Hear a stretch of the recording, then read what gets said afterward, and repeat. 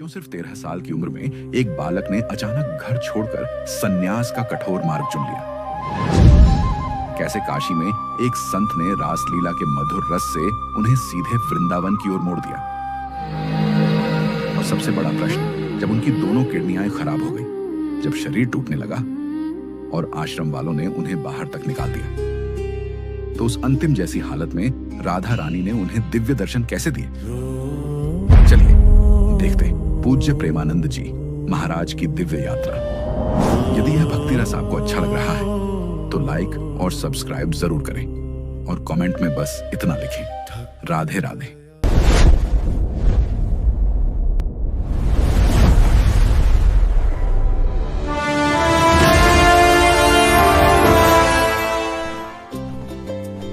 साल था 1969।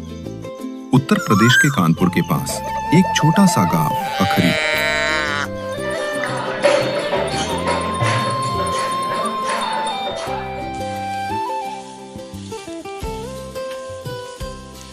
अम्मा, आज इतना सारा खाना क्यों बनाया जा रहा है? बेटा, आज हवा में कुछ पवित्रता है, जैसे भगवान कोई संदेश दे रहे हों। ऐसे समय में संत जहाँ रुकते हैं वहाँ आशीर्वाद उतरता है। चल तैयारी कर, महाराज किसी भी पल आ सकते हैं।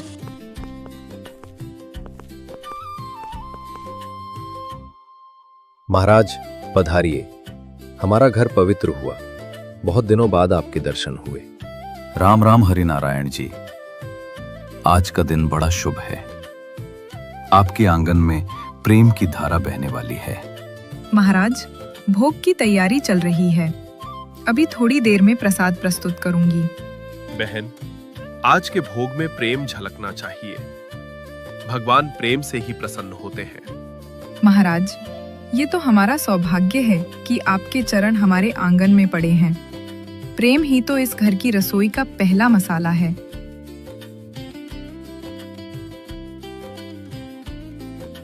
दोपहर के 2 पहर बीत गए। संतों ने प्रसाद ग्रहण किया।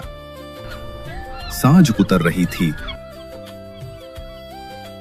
पीपल के नीचे भजन गूंज रहा था, हरे कृष्ण हरे राम हरे कृष्ण।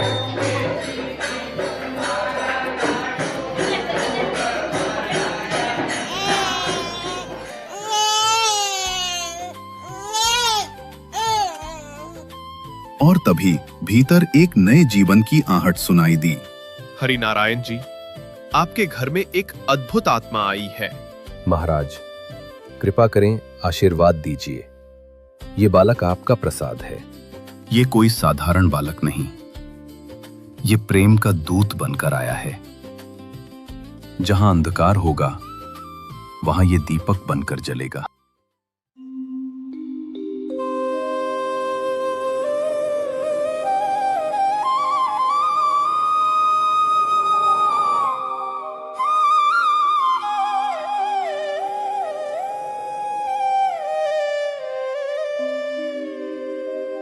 ओम नमः शिवाय, ओम नमः शिवाय। हर हर महादेव, हर हर महादेव। ओम नमः शिवाय, ओम नमः शिवाय। ओम नमः शिवाय, ओम नमः शिवाय। महादेव शंभो शंकर त्रिलोचन, गंगाधर कैलाशपति, नीलकंठ दयालु। हर हर भोले, हर हर महादेव। ओम नमः शिवाय, ओम नमः शिवाय।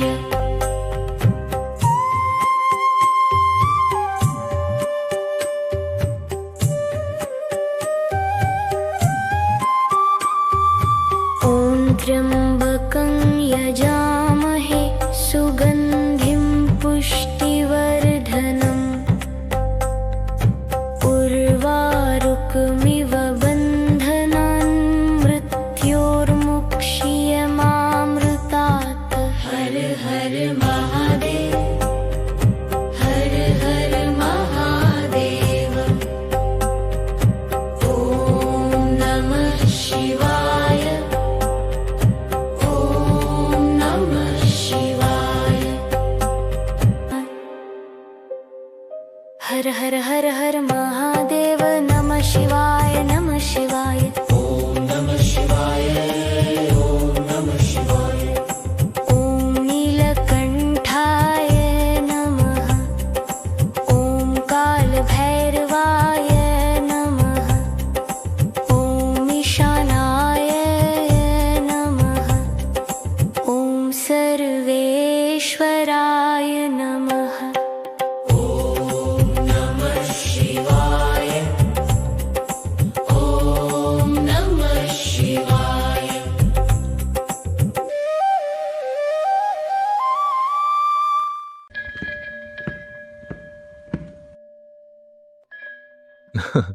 तू तो जैसे जन्म से ही मंदिर का वासी है बेटा। बाबा, यहाँ गाते वक्त लगता है जैसे भगवान सच में सुन रहे हों। वो सुन भी रहे हैं बेटा।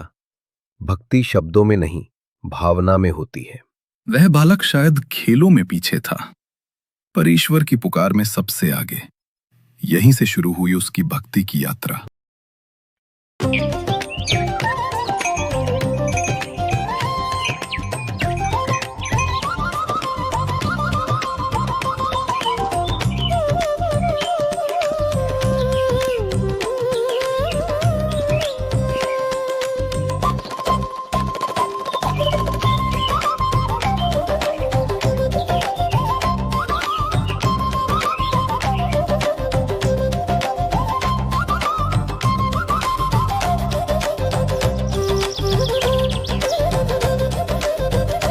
भक्तगणों, सुनो, ये देह नश्वर है। एक दिन सबको इसे यही छोड़कर जाना ही है। परंतु जो इस देह के भीतर विराजमान ईश्वर को नहीं पहचानता, वो जीवन भर और जन्मों जन्मों तक भटकता रहता है। जो उस परम तत्व को पा लेता है, वो मृत्यु में भी अमर हो जाता है, क्योंकि मृत्यु केवल शरीर की होती है। आत्मा तो अमर है, शाश्वत है, अजर है। इसलिए हे भक्तगणों, अपने भीतर झांको, अपने मन को निर्मल करो। जिस दिन तुम अपने अंतःकरण में भगवान को पहचान लोगे, उस दिन मृत्यु भी तुम्हें छू नहीं सकेगी। उस क्षण बालक के भीतर ईश्वर के प्रति पूर्ण समर्पण का प्रकाश फूट पड़ा। मन की सारी लहरें स्थिर हो गईं और उसके अंतःकरण में भक्ति का सागर उमड़ पड़ा। मानो आत्मा पहली बार अपने सच्चे स्वामी को पहचान गई हो।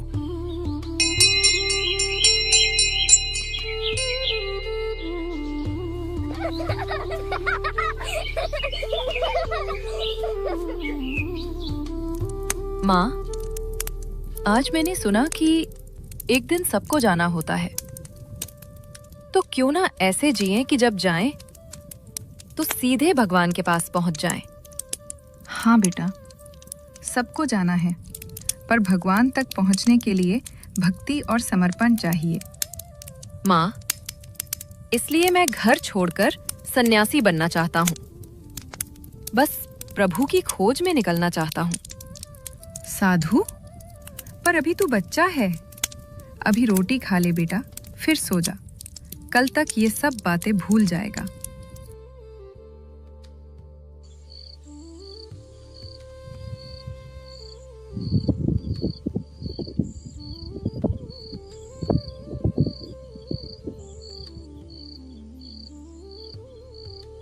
पर आधी रात को अचानक अनिरुद्ध की आंख खुली। उसे वही साधु फिर से सपने में दिखाई दिए। अब उसका मन अस्थिर था। उसकी आंखों में आंसू तैर गए, पर उनमें एक नई दृढ़ता भी थी, जैसे किसी निर्णय ने जन्म ले लिया हो। अनिरुद्ध आगे बढ़ा, धीरे से माता पिता के चरणों में झुककर प्रणाम किया। फिर दरवाजे तक पहुंचा। एक बार मुड़कर घर को देखा, जैसे सारी स्मृतियां एक नजर में समेट लेना चाहता हो। फिर वो तुलसी के चौरे के पास गया, दोनों हाथ जोड़कर सिर झुकाया और मन ही मन बोला, प्रभु, अब मैं आपकी खोज में निकल रहा हूं। वो एक गहरी सांस लेता है, आकाश की ओर देखता है, जहां चांदनी गंगा की तरह बह रही है, और फिर बिना किसी संकोच के कदम आगे बढ़ा देता है। 13 वर्ष का बालक अनिरुद्ध घर छोड़ चुका था। मन में बस एक ही पुकार थी, भगवत प्राप्ति की, और वो पुकार अब उसे अनजाने मार्गों पर एक दिव्य यात्रा की ओर ले जा रही थी। रात की ठंड अभी बाकी थी, कदम थक चुके थे, पर मन शांत था। सूरज उगता है और उसके साथ भूख भी। घर में तो इस वक्त बाल भोग लग गया होगा, पर अब जो मिलेगा वही भगवान का प्रसाद होगा। दोपहर ढलने लगी, शरीर कमजोर, पर मन अब भी अडिग। नहीं, अब लौटना नहीं। यही स्वर भीतर से उठता है, अब जो भी हो, मुझे भगवान तक पहुंचना है, चाहे इस शरीर को कष्ट ही क्यों न सहना पड़े। थोड़ी ही दूरी पर एक प्राचीन मंदिर नजर आया। अनिरुद्ध ने वहीं एक पेड़ के नीचे बैठकर विश्राम लिया। बेटा, यहां सूरदास बाबा रहते हैं, आज आश्रम में नहीं दिखे। तुमने देखा क्या उन्हें? नहीं काका, मैं तो अभी आया हूँ, सोचा थोड़ा बैठ लूं, फिर आगे बढ़ूंगा। मैं उनके लिए दही लाया था। अब जब वो नहीं है तो तुम ही ले लो बेटा, घर वापस नहीं ले जा सकता। नहीं काका, रहने दीजिए। अरे पियो ना बेटा, भगवान का ही प्रसाद समझो। भूख शांत हुई।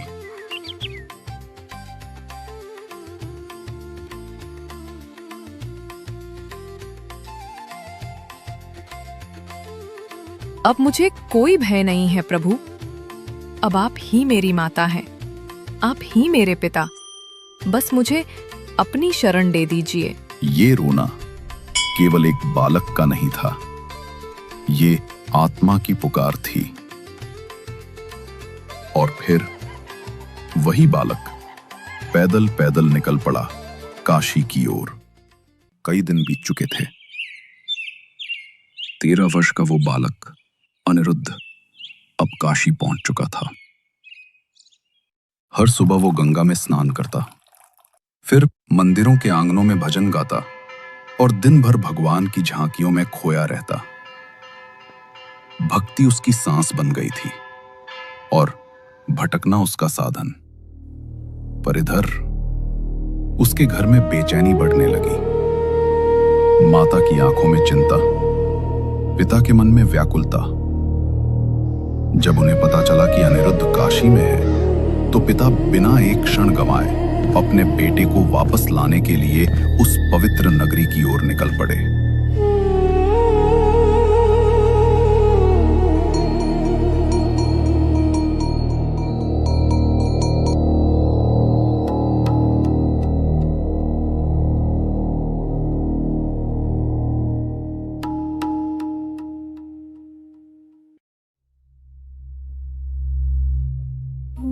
अनिरुद्ध, खड़ा हो। ये क्या कर रहा है तू? पिताजी, मैं भगवान का नाम जप रहा हूँ। बेटा, तेरी माँ तेरा नाम लेकर रोती रही है। चल, अब घर चल। अभी तू छोटा है, ये राह तेरे लिए अभी नहीं बनी। पिताजी, मैं घर नहीं लौट सकता। मुझे भागवत की प्राप्ति करनी है। भगवान तक पहुँचने का मार्ग यही है। तेरे दादाजी भी गृहस्थ रहकर भगवान को पाए थे।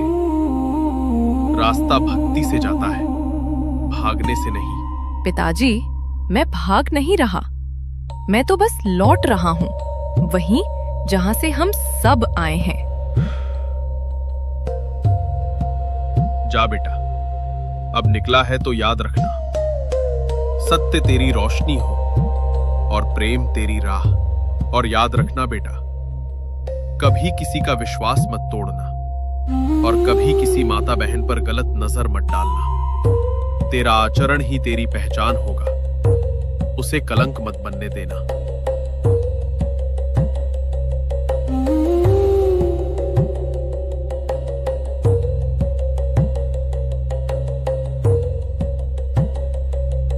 अब ये बालक इस मार्ग पर निकल ही पड़ा है, शायद अब इसे रोकना उचित नहीं। यही सोचकर वे अनिरुद्ध को लेकर काशी में अपने एक परिचित आश्रम पहुंचे।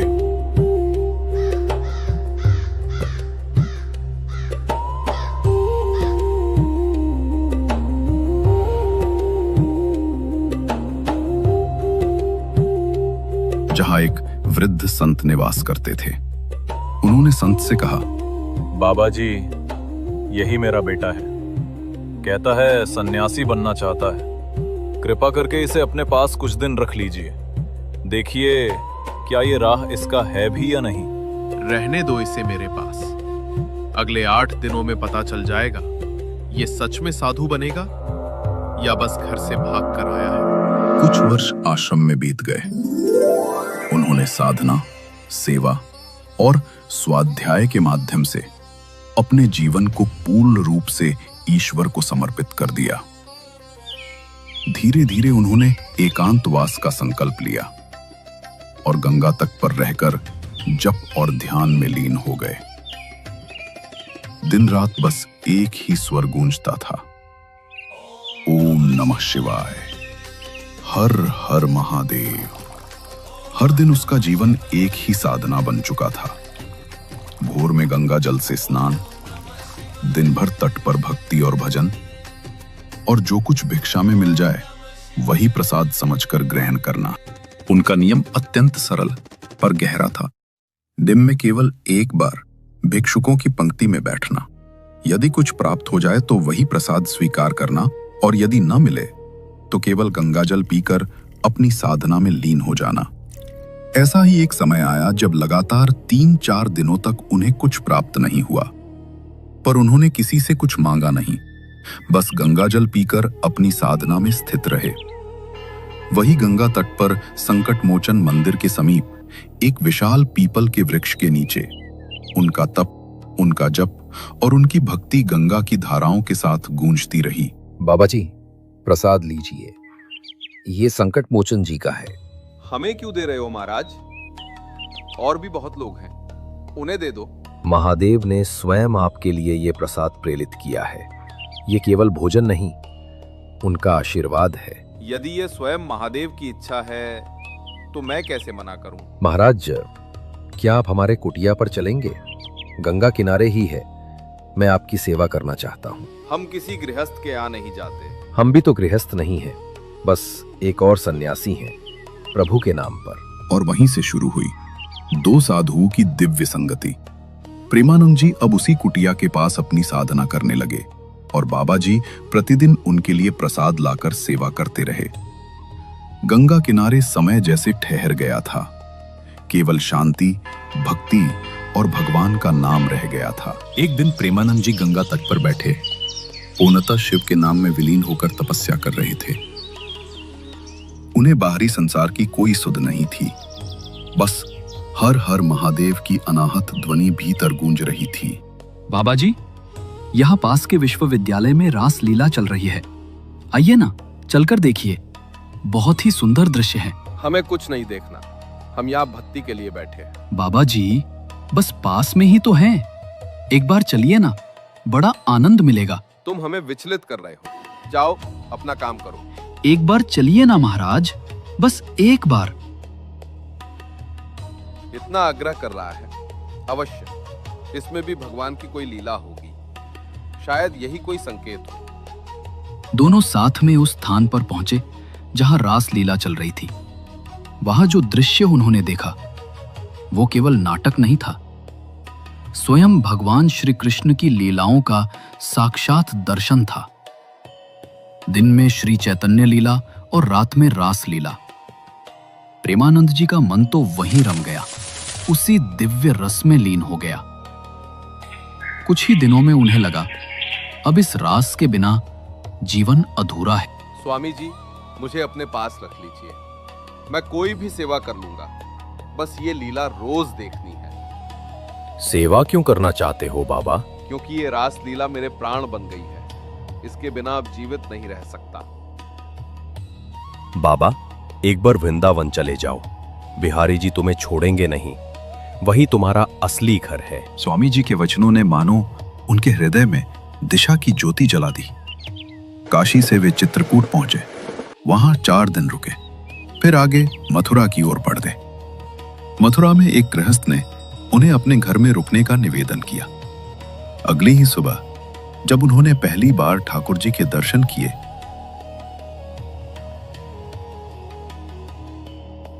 तो उनकी आंखों से अपने आप आंसू झरने लगे। बेटा, ये सब मत दो, मुझे कुछ नहीं चाहिए। मेरा धन तो बस प्रभु का नाम है। बाबा जी, आप महान साधक हैं। मैं आपके लिए क्या कर सकता हूँ?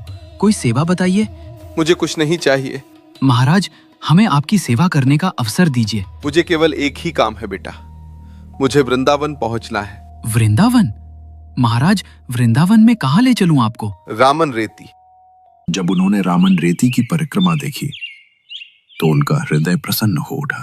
उन्हें लगा अब यही उनका सच्चा तीर्थ है, यही उनका वृंदावन है। कुछ वर्ष तक प्रेमानंद जी वृंदावन में रहे। उनकी दिनचर्या एकांत साधना, नाम जप और ठाकुर जी के चरणों में भक्ति में ही बीतती थी। लेकिन धीरे धीरे वृंदावन की भीड़ और वो एकांत जिसे वे साधना का आधार मानते थे अब दुर्लभ हो गया। वे उस छोटे से आश्रम में एकदम सरल जीवन बिताते थे। दिन रात नाम जप, भजन और ठाकुर जी का ध्यान। पर धीरे धीरे शरीर उनका साथ छोड़ने लगा। पेट में असहनीय पीड़ा उठती, कभी सांसें भारी हो जाती, लेकिन उनके होठों से शिकायत का एक शब्द भी नहीं निकला। सब कुछ प्रभु की इच्छा मानकर सहन करते रहे। अस्पताल में जांच हुई और पता चला उनकी दोनों किडनियां पूरी तरह खराब हो चुकी हैं। डॉक्टर ने निराश स्वर में कहा, अब तो ये शरीर भगवान के भरोसे है। डॉक्टर साहब, यही तो मैं भी कहता हूँ, ये शरीर मेरा नहीं, ये तो पहले दिन से ही भगवान के भरोसे है। शरीर अब साथ नहीं दे रहा था, पर भक्ति अब भी अखंड थी। वो छोटा सा आश्रम वही उनकी तपस्थली और निवास था। किंतु एक दिन जीवन ने एक और परीक्षा ली। बाबा जी, ये आश्रम 15 दिन में खाली करना होगा। कोई और जगह देख लीजिए। बेटा, मेरी तबीयत बहुत खराब है। इस हालत में मैं कहाँ जाऊंगा? वो आपकी समस्या है। हमारा काम तो आदेश मानना है। हमने क्या आपका ठेका लिया है क्या? सही कहा बेटा, तुम्हें मेरा ठेका लेने की जरूरत ही नहीं, क्योंकि मेरी जिम्मेदारी तो स्वयं प्रभु ने स्वीकार कर ली। 15 दिन क्यों, मैं अभी 15 मिनट में ही चला जाता हूँ। और वो सब कुछ छोड़कर निकल पड़े। कंधे पर झोला, हाथ में कमंडल, होठों पर नाम।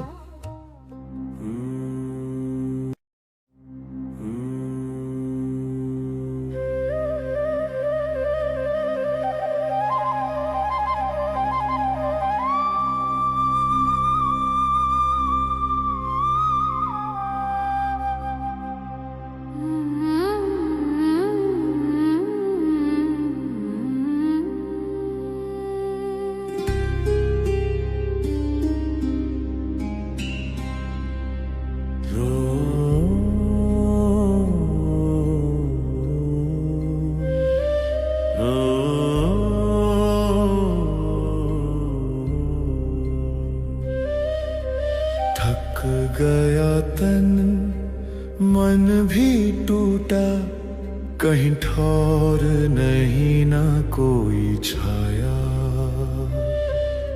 वृंदावन की रज में लेटा, बस मन हृदय पर शुभ बहाया। यही तो राधा रानी की नगरी है, जहाँ हर पीड़ा भी प्रेम बनती है। अगर रहना है लिखा भाग्य में मेरे, तो ये व्रज भूमि ही मेरी शरण है। सोचा लौट चलूं अब काशी, जहाँ शांति की छाया मिले। पर मन बोला क्या यहाँ भी तो राधा रानी बसे। राधे राधे राधे श्याम, राधे राधे श्री हे राम। जय गो बाबा, जय गो बाबा, जय गो बाबा, जय गो बाबा। राधे राधे राधे श्याम, राधे राधे श्री हे राम। जय गो बाबा, जय गो बाबा, जय गो बाबा। राधे राधे राधे श्याम, राधे राधे श्री राधे नाम। वत्स जो रज में भी प्रेम देखे, वही तो मेरा भक्त सच्चा है।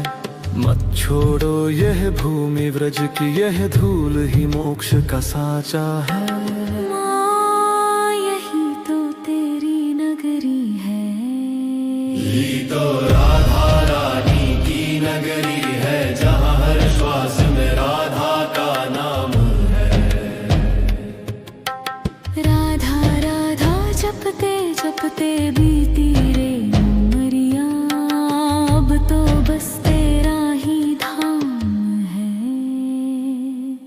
जो खो गया था वही पा लिया, तेरे प्रेम में ही संसार मिला। यही तो राधा रानी की नगरी है, जहाँ आंसू भी आरती बनती है। बाबा जी, यहाँ टीले पे क्यों सोए हैं? ठंड भी बहुत है। अब मेरे पास ठहरने की कोई जगह नहीं है, बस भगवत कृपा से यही विश्राम कर लेता हूँ। बाबा जी, चलिए हमारे आश्रम में, वहीं एक छोटी सी कुटिया खाली है। आपको वहाँ आराम ही मिलेगा और शांति भी। महाराज, एक बात पूछूं, यहाँ कहीं कोई लाडली रहती है क्या? बाबा जी, यहाँ तो विरक्त साधु ही रहते हैं, जो केवल श्री मदन मोहन की सेवा में स्थित हैं। यहाँ कोई लाडली नहीं रहती प्रभु। उस क्षण उनके हृदय में वही स्वप्न फिर से चमक उठा, मानो भीतर कोई कह रहा हो, क्या ये वही संकेत है, वही कृपा जो राधा रानी ने दी? वे हल्की मुस्कान के साथ उठ खड़े हुए, जैसे प्रभु ने आगे बढ़ने का मार्ग स्वयं खोल दिया हो। अगली सुबह वे फिर परिक्रमा के लिए निकले, जैसे हर दिन निकलते थे, पर उस दिन कुछ अलग था। जब वे एक मंदिर के पास से गुजरे, उन्हें वही धुन सुनाई दी, वही गीत जो स्वप्न में राधा रानी के साथ गूंज रहा था। बेटी, बहुत मधुर गा रही थी तुम। बेटा, क्या तुम मुझे बता सकते हो कि ये धुन तुमने कहाँ से सीखी? बाबा जी, ये सिर्फ गीत नहीं है।